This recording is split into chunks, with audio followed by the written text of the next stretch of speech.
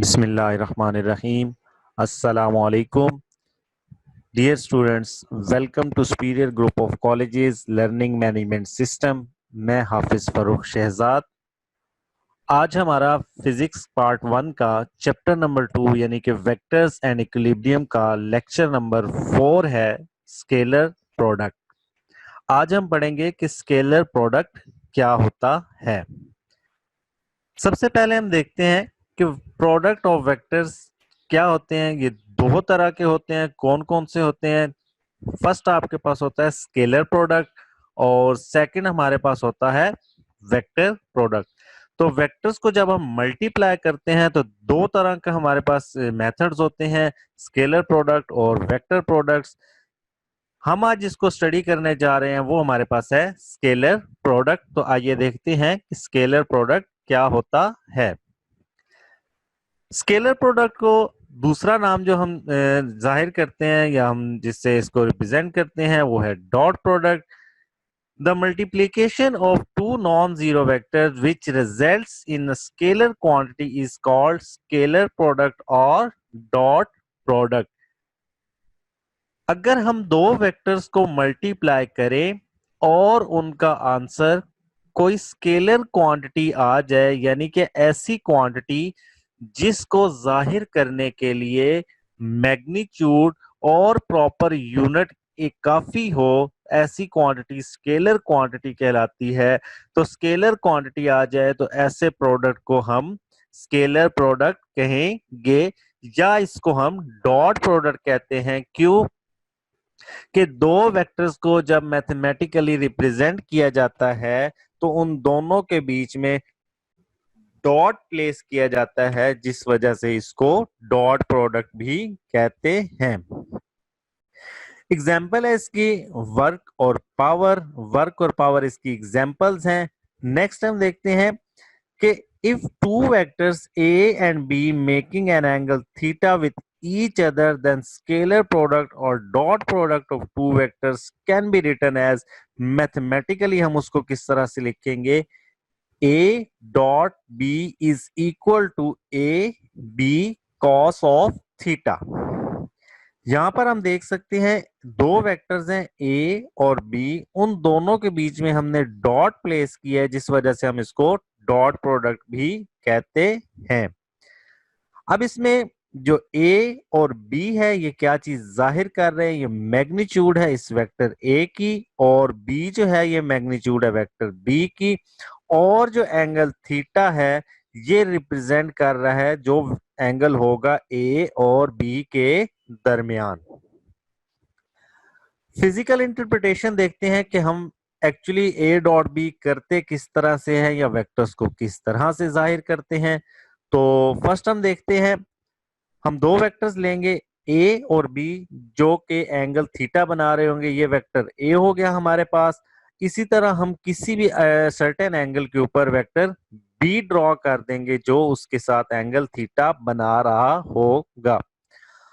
अब scalar product की definition को कंप्लीट करने के लिए जो कि अभी हमने पढ़ी है, A dot B is equal to A B cos of theta, हम किस तरह से करते हैं, हम बी के हेड से जब हम ए डॉट बी करने जा रहे हैं तो बी के हेड से जो बी वेक्टर है उसके हेड से हम एक परपेंडिकुलर ड्रॉ करेंगे वेक्टर ए के ऊपर। जिस पॉइंट पर वो उसको कट करेगा, जिस पॉइंट पर वो कट करेगा, तो from the point of intersection यहां से लेके यहां तक का जो डिस्टेंस है ये एक्चुअल वेक्टर बी का हॉरिजॉन्टल कंपोनेंट होगा जो कि बी कॉस थीटा होगा। अब हम इसे पढ़ते कैसे हैं, इसे हम पढ़ते हैं A dot B is equal to magnitude of A, this is actually magnitude of A and projection of B on A, यानी कि बी का साया ए के ऊपर। ए का मैग्नीट्यूड होगा और बी के जो साया होगा उसका मैग्नीट्यूड होगा। इसी को हम दूसरी तरह पढ़ सकते हैं, A dot B is equal to A magnitude of component of B in the direction of A. यानी कि बी वेक्टर का वो कंपोनेंट जो ए की डायरेक्शन में हो उसका मैग्नीट्यूड। तो हम देख सकते हैं कि बी का अगर प्रोजेक्शन यहां तक बन रहा है तो इस पॉइंट से इस पॉइंट तक ये बी का वो कंपोनेंट है जो ए की डायरेक्शन में है। तो इसी को हम लिखते हैं A dot B is equal to A B cos of theta. ये तो हमने देखा कि हमने किया A dot B. For example हम एक और एग्जाम्पल लेते हैं, उसी तरह दो वेक्टर्स लेते हैं, वेक्टर ए है फिर वेक्टर बी है और वो एंगल थीटा बना रहा है।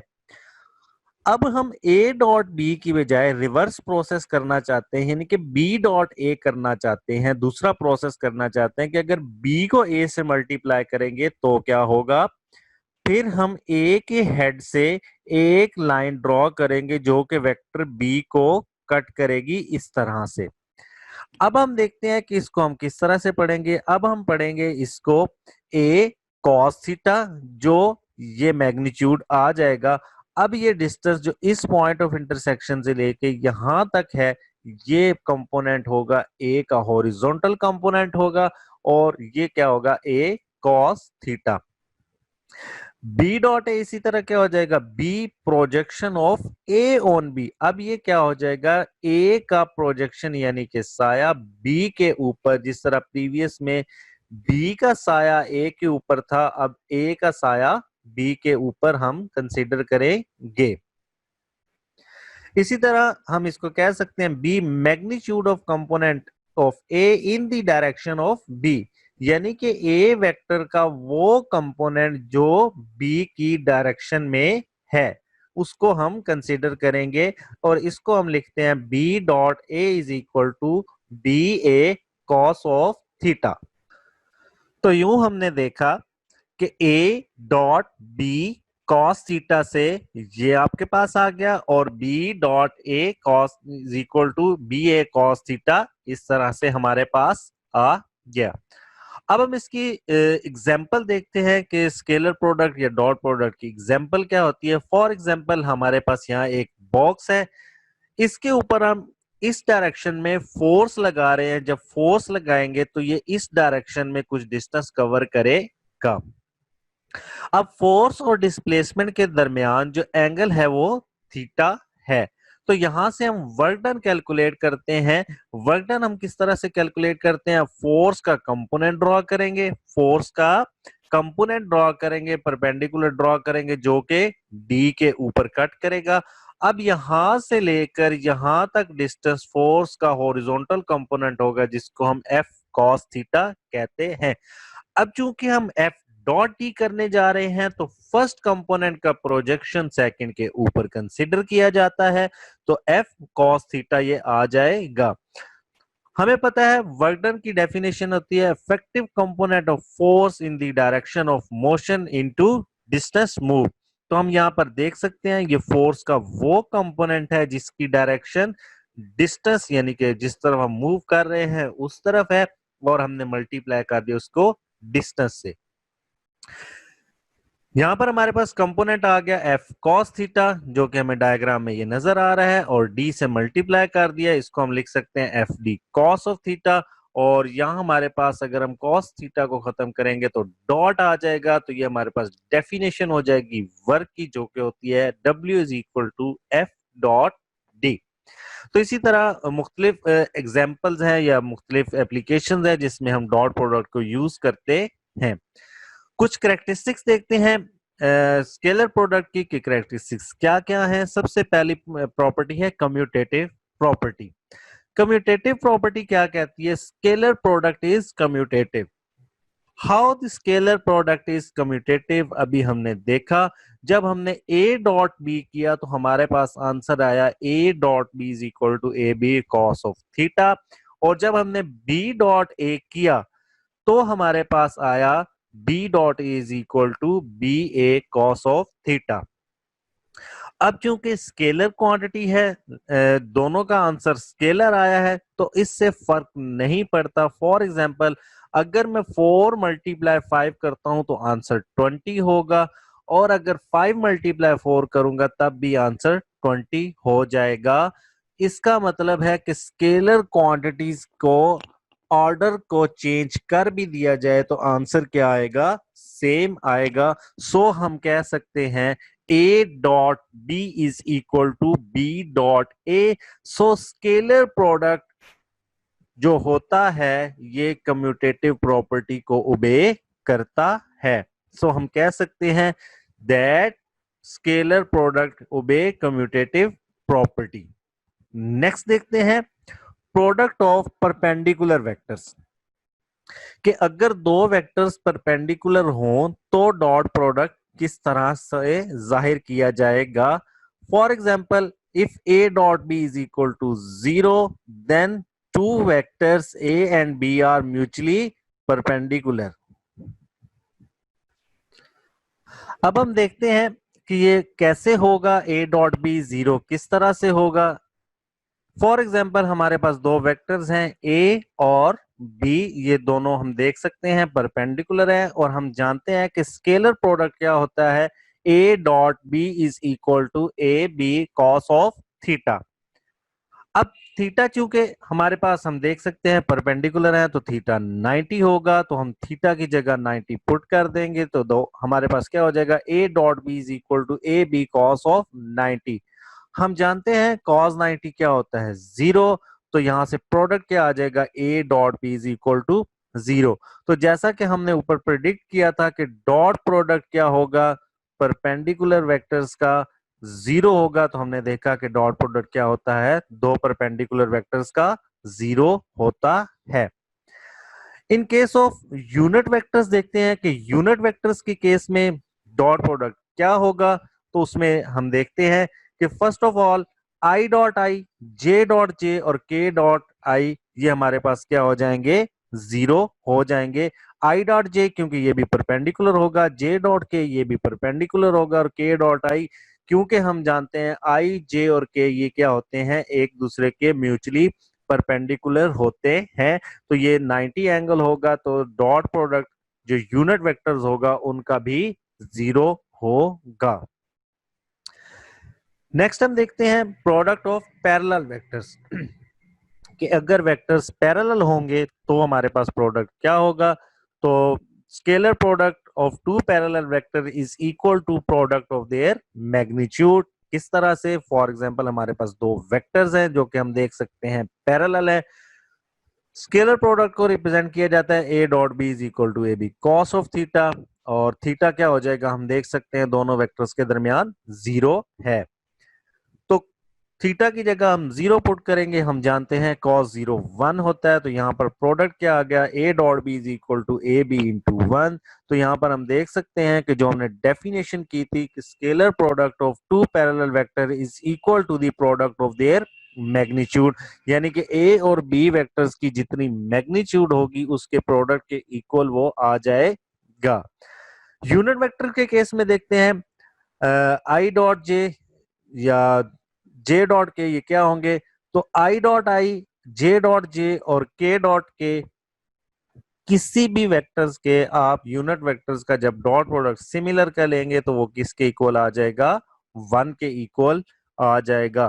प्रीवियस हमने देखा कि डॉट प्रोडक्ट जो होता है परपेंडिकुलर वेक्टर्स का 0 होता है और डॉट प्रोडक्ट पैरेलल वेक्टर्स का हमेशा 1 के इक्वल होता है। तो ये हमने सीखा कि पैरेलल वेक्टर्स में प्रोडक्ट क्या हो जाएगा, यूनिट वेक्टर्स के केस में 1 हो जाएगा और वेक्टर्स के केस में product of the magnitude of the two vectors उसके इक्वल होगा। Product of anti parallel vectors, अब हम देखते हैं कि वेक्टर्स अगर एंटी पैरेलल होंगे तो क्या होगा, the scalar product of two anti parallel vectors give negative result. वो क्या हो जाएगा, नेगेटिव रिजल्ट के इक्वल होगा। किस तरह से, फॉर एग्जांपल हमारे पास ये दो वेक्टर्स हैं, हम देख सकते हैं वेक्टर ए और बी के दरमियान जो एंगल है वो क्या है, 180 है। अब हम इसको देखते हैं, A dot B is equal to A B cos of theta, theta की जगह हम एंगल पुट करेंगे 180 जो कि हमें नजर आ रहा है। तो हम जानते हैं cos 180 क्या होता है, -1। तो हम यहां से देख सकते हैं कि dot product anti parallel vectors का किसके इक्वल आ गया है, negative of the product of the magnitude, कि जो दो वेक्टर्स होंगे उनके प्रोडक्ट का जो मैग्नीट्यूड होगा साथ नेगेटिव साइन आ जाएगा, क्योंकि हम जानते हैं कि cos 180 क्या होता है, -1 होता है। सेल्फ प्रोडक्ट देखते हैं कि अगर हम किसी वेक्टर को उसी वेक्टर के साथ मल्टीप्लाई करें विद डॉट यानी कि स्केलर प्रोडक्ट लें तो क्या होगा, the self product of a vector A is equal to square of its magnitude. किस तरह से, फॉर एग्जाम्पल हमारे पास ये दो वेक्टर्स हैं, दोनों वेक्टर्स ए है, सिमिलर वेक्टर्स हैं, इक्वल वेक्टर्स हैं।